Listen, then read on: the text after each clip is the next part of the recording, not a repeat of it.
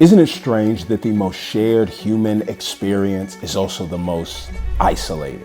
But if you've been at a spot where you've had any type of grief or loss, you know how isolating it can be. Most times when people think of grief and loss, they only think of grief as things with funerals and caskets. There's this whole other side of grief that doesn't have funerals and caskets. It is the death of friendships, the death of relationships, and they are real grief.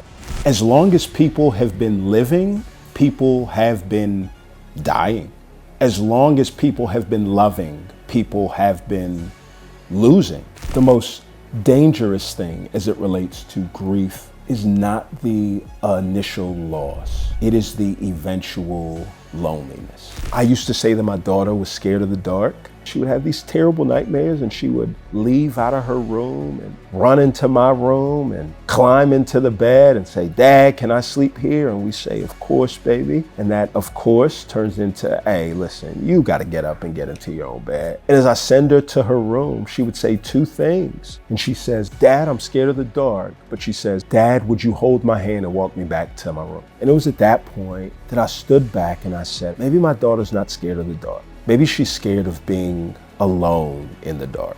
Maybe she's fine with being in the dark so long as she doesn't have to be by herself in the dark. Maybe I don't need to put silver linings down the dark hallways of my house to help her move through it. Maybe I just need to be close enough to her to be able to whisper reassuring words as we both walk through the dark together. Every grief story is nothing more than a love story that was prematurely or unjustly cut short too soon.